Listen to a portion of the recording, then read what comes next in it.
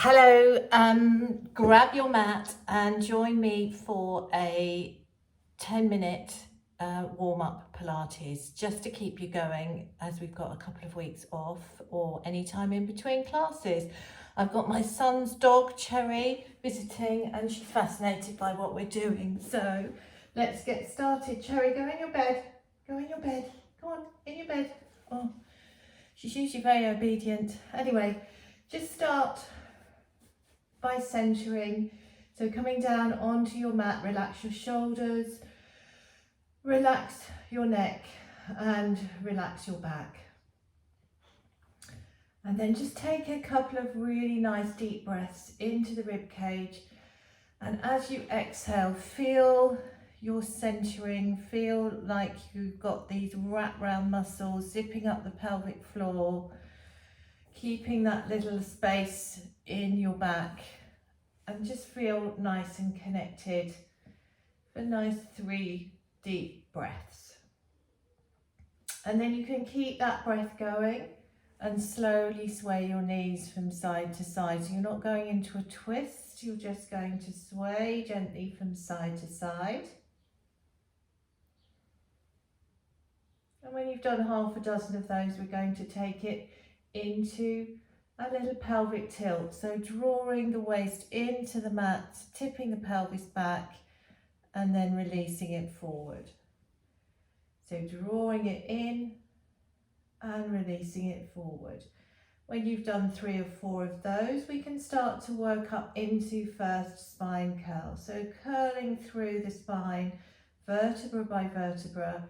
As soon as you start to lift the hips, activate the glutes. And then lengthen up vertebra by vertebra by vertebra. Tuck the chin down, relax the shoulders back, make sure they're not hunching forward. Take a big breath in and then roll it down. And we'll go again. So breathe in at the bottom, adjust your feet if you need to, if they've slipped away from you. Exhale, draw the tummy in, curling up, activating the glutes, leveling off the pelvis.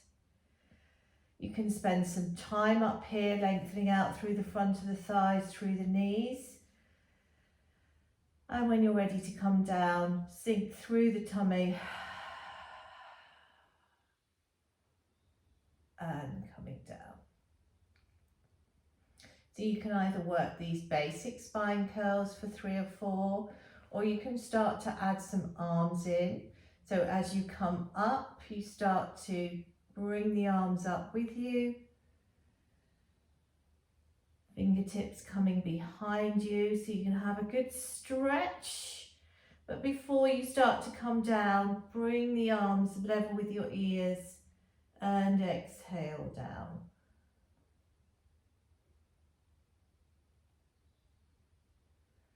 And when you've done 3 or 4 of those, you can just bring your knees in, give them a nice hug, have a little rock.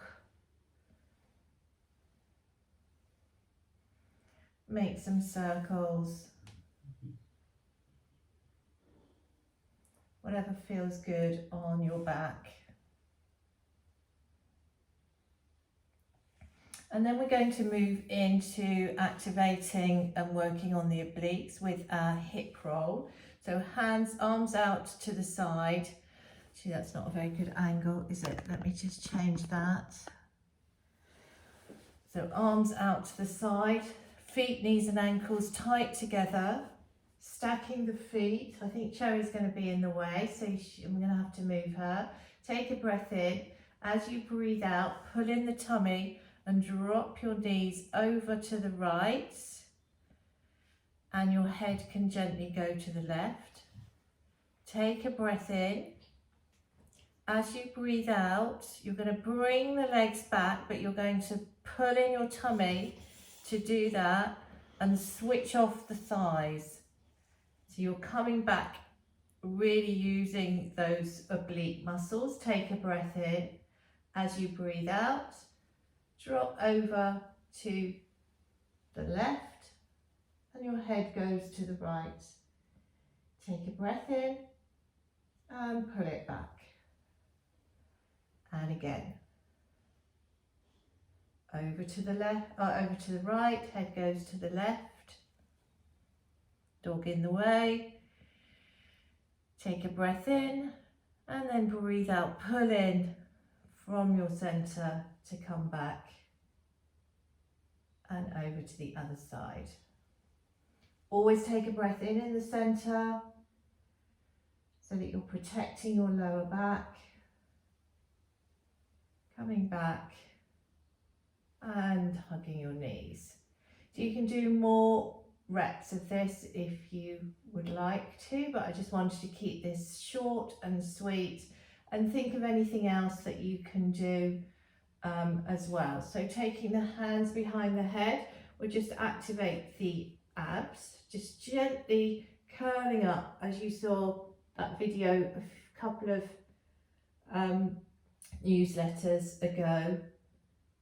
We're curling up, sliding the rib cage down towards the hips, keeping everything nice and level, and lower back down. Just really thinking of drawing that navel in towards the spine, zipping up, but the back doesn't swing, the back stays stable. And again, do however many you feel, but activate the shoulders, don't take it into the neck. My neck is nice and free. And do half a dozen or maybe 10 with a nice slow breath pattern. And then after this one, just stretch out the abs. You can do a nice full body stretch. Circle the wrists and ankles as well if you want to. And then we're going to come over onto all fours,